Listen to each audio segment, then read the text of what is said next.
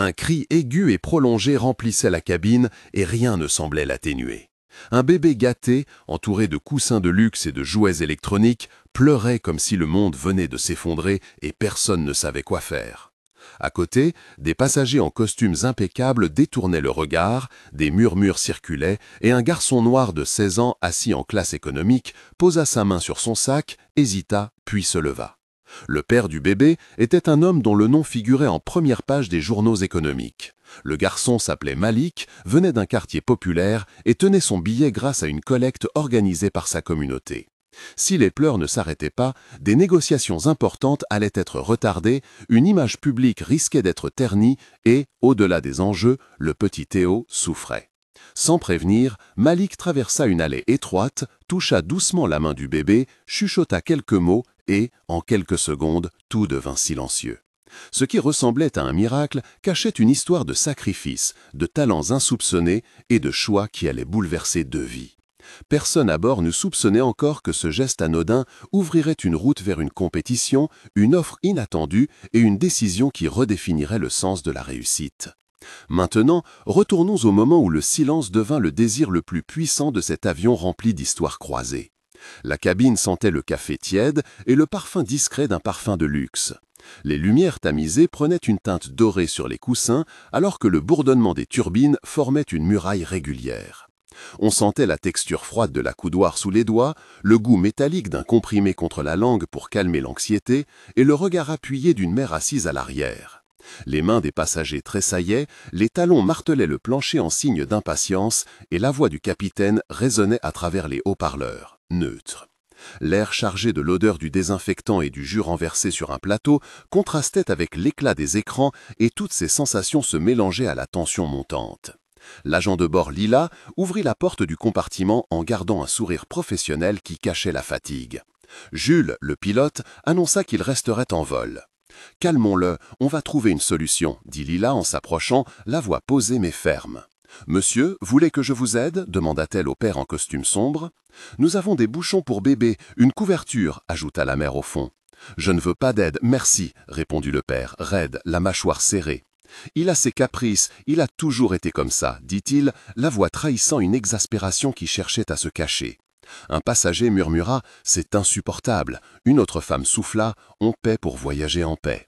Malik descendit un sac usé, ses doigts tremblaient de nervosité et d'espoir. Le contraste des tenues était évident, les chaussures vernies des uns face aux baskets effilochées du garçon. « Je peux essayer », dit-il. « Non, non, c'est bon », rétorqua le père avant même qu'il n'ait fini.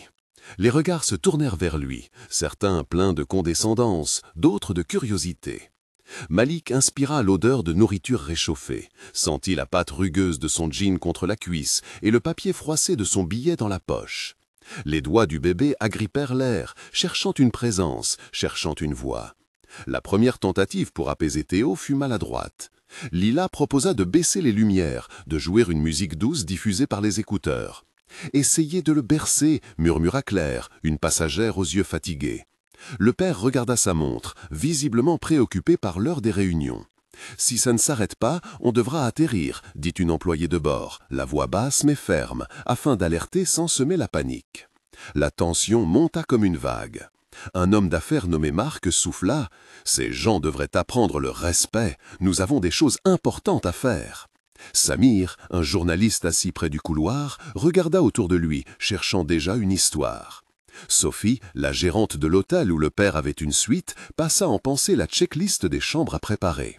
Les murmures creusèrent une fissure collective. Malik observa le bébé. Le petit Théo avait des doigts potelés, une sucette en silicone, un pyjama marqué d'un logo de marque et des cheveux si blonds qu'ils semblaient presque blancs sous la lumière artificielle. Le garçon se rappela le propre bébé de sa cousine, les nuits blanches, l'odeur de la lessive pas chère, et quelque chose en lui se détendait. La frustration se répandit comme une fumée lourde.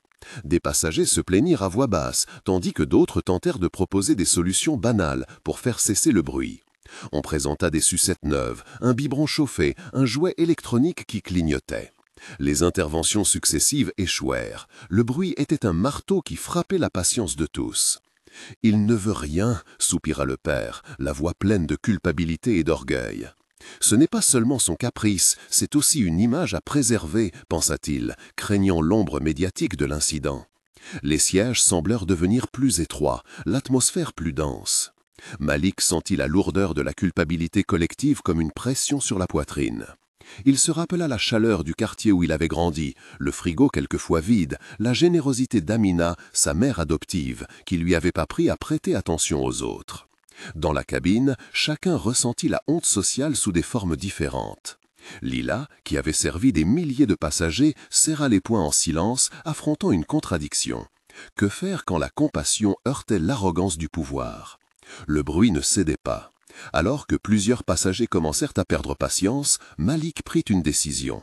Il se leva, la chaise grinçant lorsqu'il se redressa, épaule droite malgré l'usure de son vêtement. Il marcha lentement vers la première classe, le plancher vibrant sous ses pas, sentant la friction du tissu de son pantalon. Son cœur battait fort, sa bouche était sèche, et une odeur de café renversé flottait encore. Il sourit au père sans un mot et prit Théo dans ses bras. « Je peux essayer quelque chose, dit-il doucement.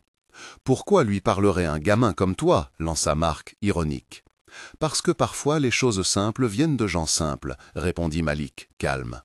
Le dialogue qui s'ensuivit forma un petit théâtre de remarques cinglantes et de doutes, Lila intervenant pour tempérer, Samir notant mentalement les échanges, Sophie regardant l'horloge. « Vous ne comprenez pas, il faut qu'il tienne jusqu'à l'atterrissage, dit le père, une voix qui cachait une peur. « Je sais, répondit Malik, je promets d'essayer. » Il posa sa voix comme une couverture, parla au rythme de sa respiration calme, appliqua une main sur la poitrine du bébé, sentit la petite cage thoracique se soulever sous ses doigts, sentit la chaleur, l'odeur d'une lotion pour bébé, le goût d'une sucette en plastique entre ses propres dents à la vue du geste. Il chuchota une chanson à laquelle il n'avait plus pensé depuis longtemps, un refrain appris dans une église du quartier, une mélodie sans prétention. Les échanges furent nombreux. « Il fait quoi ?» demanda une vieille dame. « Il parle doucement, comme on berce un enfant à la maison, » répondit Malik. « Vous êtes sûr de savoir faire ?» demanda le père, inquiet. « Oui, je sais, » dit Malik. « Je connais le rythme des nuits blanches. »« Vous venez d'où ?» demanda une voix curieuse. « D'une petite rue de la ville, » répondit-il. « Pourquoi vous faites ça ?»« Parce que ça me paraît juste. »« Vous voulez une récompense ?» proposa Marc, presque moqueur. « Non, merci, » dit Malik. « Je veux juste que ce petit soit bien. » « Si ça marche, on vous enverra une note, » proposa Sophie. « J'aime mieux un sourire, » dit Malik. Les souvenirs affluèrent, la chanson monta, la respiration du bébé ralentit, ses mains se détendirent, ses petites jambes cessèrent de se débattre. Le silence fut venu, non comme une conclusion brusque, mais comme une condescendance heureuse, un soulagement partagé. Les regards changèrent, l'air sembla s'alléger, et la cabine retint son souffle. Le miracle durcit l'évidence. En quelques secondes, l'agitation se transforma en admiration. « C'est incroyable, » dit Samir, qui n'avait pas cessé de filmer discrètement. « Comment a-t-il fait ?» murmura Claire en essuyant une larme qu'elle n'avait pas remarquée. Marc se racla la gorge, embarrassé. Le père prit conscience qu'il avait été jugé, qu'il avait lui aussi été pris au piège d'un statut qui l'empêchait parfois de voir l'humanité autour de lui. « Merci, » dit-il finalement, la voix plus douce et moins assurée. « Je m'appelle Laurent, » dit-il, hésitant à tendre la main. « Je m'appelle Malik, » répondit le garçon, en serrant la main, ressentant la texture lisse d'une montre de luxe qui semblait étrangère à son monde. Les visages des passagers, y compris ceux qui avaient critiqué, affichaient maintenant une surprise presque coupable. « Vous avez sauvé la situation, » dit Lila. « Vous avez une façon d'entrer dans le silence, c'est rare, » ajouta Jules. De petites paroles de reconnaissance se multiplièrent, des noms furent échangés, des numéros glissés maladroitement. À peine la tempête émotionnelle retombée, une offre émergea des lèvres de Laurent, hésitante puis résolue. « Vous avez fait quelque chose de rare aujourd'hui, dit-il. Seriez-vous prêt à venir discuter? Il y a peut-être quelque chose que nous pourrions explorer. » Malik sentit ses entrailles se nouer. Le mélange de fierté et de doute roula en lui comme une vague. Il pensa à sa mère, Amina, à la barbershop de la rue Jean Jaurès, où il avait parfois chanté pour quelques pièces, à la liste des factures jamais tout à fait soldées. Il pensa aussi au regard condescendant, à la honte dans le regard de certains passagers. « Pourquoi moi ?» demanda-t-il, comme pour se convaincre qu'il ne s'agissait pas d'une farce. « Parce que vous avez calme et présence, » répondit Laurent, en fronçant les sourcils, d'homme habitué au contrat. « J'aimerais en parler plus tard. » Malik acquiesça à voix basse, la main encore humide de la chaleur du bébé. C'est au moment où tout le monde commençait à retrouver sa respiration que la vidéo prise par Samir commença à circuler dans leur téléphone, chuchotée d'écran en écran. Une cascade de notifications suivit. Les passagers échangèrent des regards, certains excités, d'autres craintifs. « On pourrait faire une campagne charitable », proposa Claire. « Il mérite quelque chose », dit Sophie. Marc, désormais moins sûr de lui, murmura qu'il ne pensait pas que cela allait être si viral. La cabine se transforma en un microcosme d'opinion à la croisée de la compassion et de l'opportunisme. Entre les sacs, les écrans et les sièges, une nouvelle porte venait de s'ouvrir.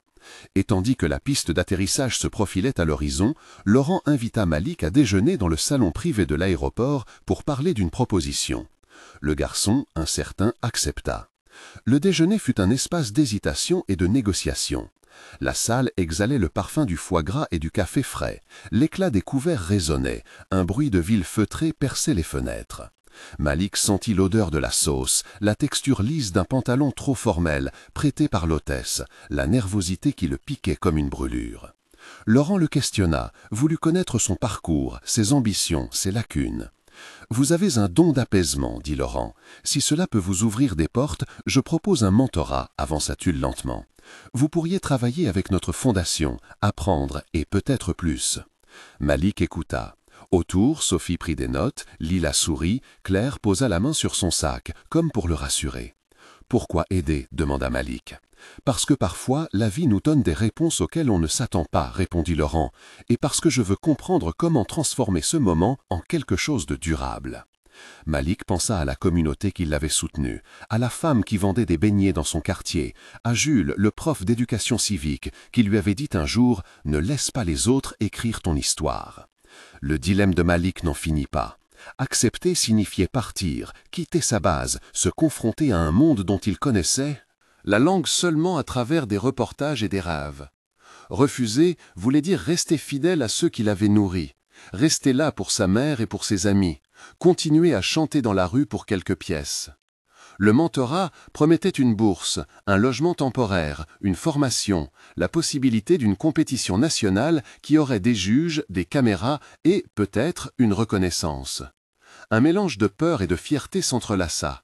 « Si je pars, est-ce que ma famille sera en sécurité ?» demanda-t-il. « Nous pouvons aider, assura Laurent. Nous avons des ressources et nous pourrions offrir une bourse pour vos études. » Amina, lorsqu'on l'appelait sur le téléphone de Malik, répondit en pleurant de joie et de crainte. Elle disait « Fais ce qui te rend heureux, mon fils, mais n'oublie pas d'où tu viens. » Ces mots lui donnèrent courage. La phase suivante fut une course contre la montre pour organiser les détails. Sophie, la responsable logistique, s'occupa des billets. Anaïs, une coach vocale recommandée par la Fondation, fut contactée. Et Dr Bernard, un psychologue expert, fut invité pour évaluer l'adaptation du garçon. Les personnages secondaires se déployèrent. Claire apporta au soutien moral, Jules parla d'un programme d'études, Samir proposa de documenter l'histoire pour une série. Chacun occupa un rôle, et leurs noms furent prononcés comme des pièces d'un puzzle. Malik, transporté d'une gare à une suite d'hôtel, sentit l'odeur des draps neufs, la douceur d'une écharpe prêtée, la voix lointaine d'Anaïs au téléphone. La tension monta à nouveau lorsque les détails administratifs apparurent, des formulaires à signer, des vérifications d'identité, la peur de l'exploit de devenir spectacle plutôt que croissance. Les jours suivants devinrent une préparation intense, comme une répétition générale avant une grande scène. Malik travaillait avec Anaïs, répétait des chansons et apprenait à parler en public. Il subissait des entretiens, des tests, des exercices de respiration. Les séances étaient longues, parfois abrasives, la salle sentait la craie, le café amer, la sueur d'effort, la poussière des instruments. Il sentait la texture du micro, la pression de la salle d'entraînement, l'humidité de ses mains. Ses progrès n'étaient pas linéaires. Parfois, il chantait avec une autorité inattendue, d'autres fois, une peur sourde l'envahissait. « Tu dois chanter comme si tu racontais une histoire, » lui disait Anaïs. « Respire en bas, sens le sol, » recommandait Dr Bernard. « Tu as quelque chose d'authentique, ne le perds pas, » martelait Claire. Les répétitions incluaient dialogues riches en échanges, car la voix ne suffisait pas, il fallait raconter, convaincre, émouvoir. « Raconte-moi la première fois que tu as chanté, » demandait Anaïs. « C'était dans la barbershop, » répondait-il. « Que ressentais-tu ? La peur et une sorte de liberté, » disait Malik. « Pourquoi cette chanson? Parce qu'elle me rappelle ma mère. Raconte la mère. Elle travaille dur, elle sourit malgré tout. Garde ce sourire dans ta voix. Je vais essayer. Ces échanges furent au moins 10 fois répétés chaque jour, et parfois bien plus. La compétition qui lui fut proposée ressemblait à un examen public de plusieurs rondes devant un Jury composé d'experts et d'une audience affluente. Les préparations se concentrèrent sur l'authenticité plus que sur le spectacle. Malik devait prouver que son geste n'avait été qu'un aperçu d'une capacité réelle. Les rondes consistaient en une performance vocale, une épreuve de communication et une mise en situation, où il devait apaiser une audience contrariée par un incident simulé.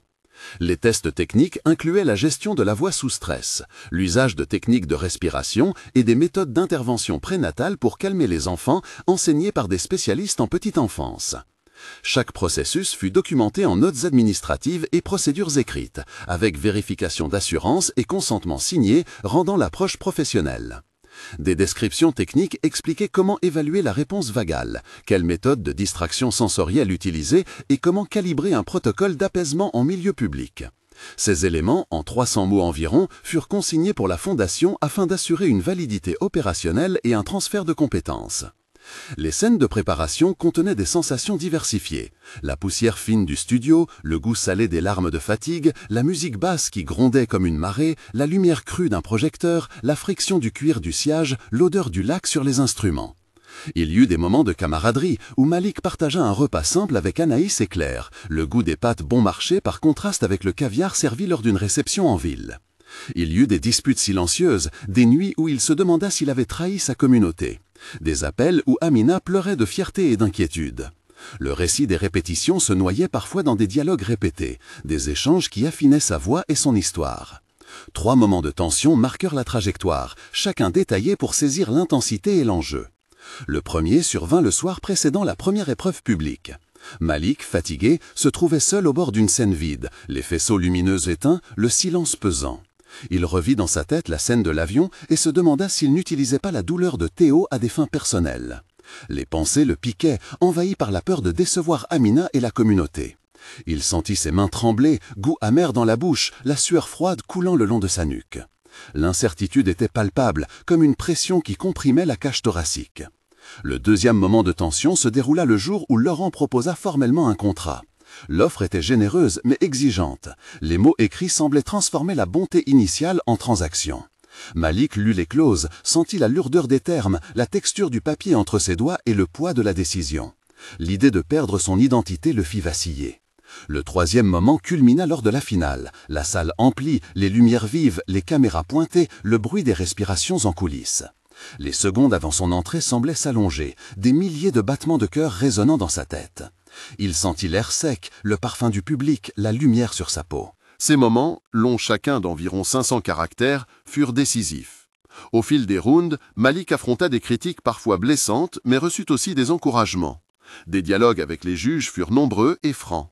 « Pourquoi avez-vous choisi de venir sur cette scène ?» demanda le président du jury, Dr Bernard. « Pour montrer que la compassion peut devenir compétence », répondit Malik. « Est-ce que votre geste était sincère ou calculé ?» poussa un autre juge, sceptique. « Il était sincère », répondit-il, « et il reste sincère. » Les échanges se succédèrent, au moins 12 par manche, mêlant questions pointues et réponses personnelles.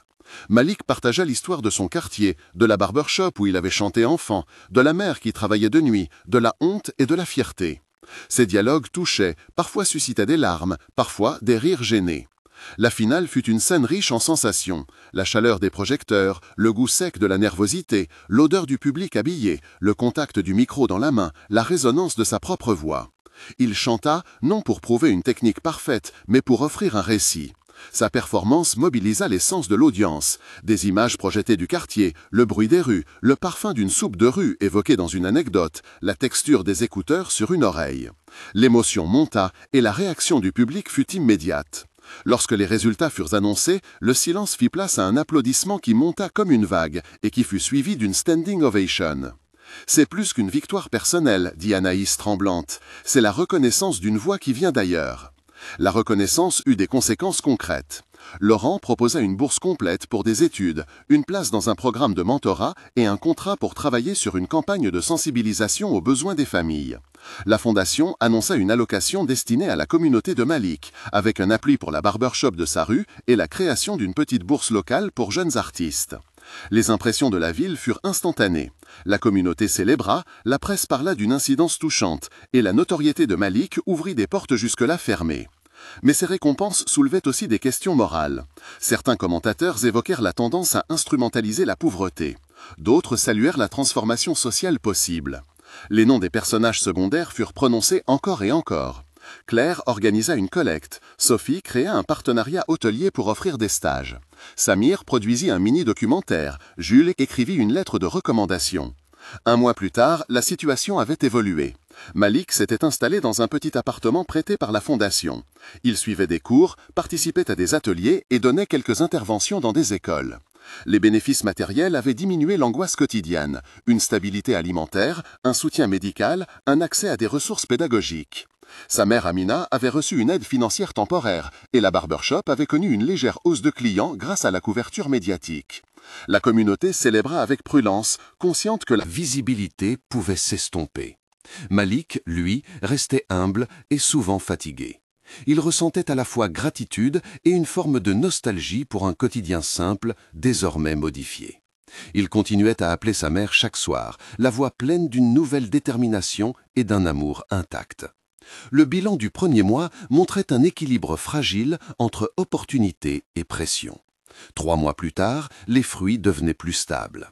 Malik avait gagné une place dans un programme de musique d'une institution reconnue, obtenu une première bourse partielle et organisé une petite tournée dans sa région natale. La barbershop bénéficia d'une subvention qui permit l'achat d'un équipement neuf. La fondation avait alloué une partie des fonds à un projet éducatif collectif ciblant des jeunes du quartier. Des collaborations avec des institutions comme des écoles locales et un centre culturel s'étaient nouées. Sur un plan personnel, Malik commençait à ressentir les coups d'une transformation rapide, la distance avec certains amis, des jalousies émergentes et la nécessité d'apprendre à naviguer dans un environnement nouveau.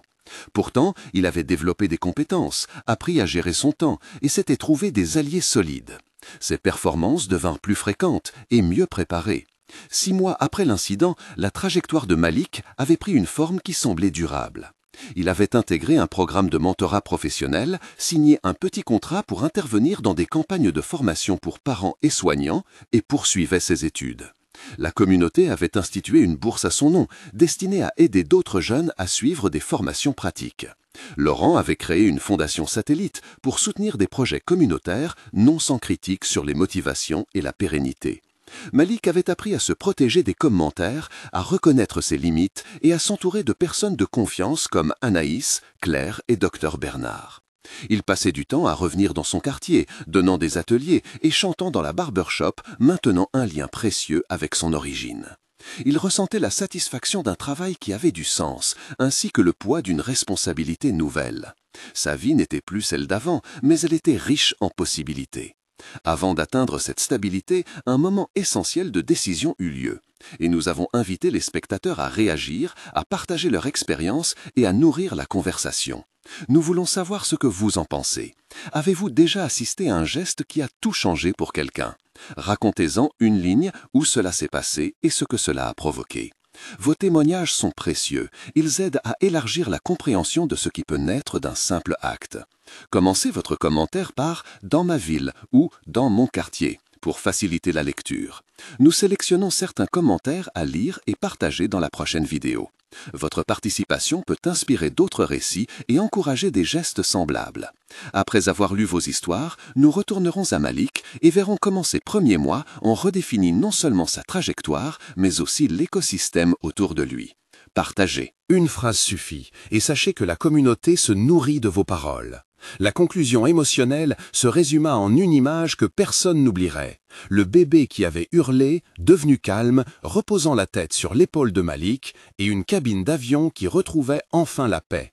Ce moment simple avait déclenché une chaîne de transformation concrète. Une bourse, un mentorat, la création de projets communautaires et une visibilité qui permit à une communauté d'obtenir des ressources. Le résultat fut mesurable et humain. La ville où vivait Malik vit des retombées positives, des initiatives pour la jeunesse fleurir, et la barbershop devint un petit centre culturel. L'implication de la fondation permit d'installer des ateliers réguliers. L'impact social dépassa la simple histoire virale pour devenir une opportunité tangible. Et pourtant, le récit garda sa dimension intime. La fierté d'une mère, les larmes d'un professeur, la reconnaissance d'un petit groupe d'amis qui avaient cru.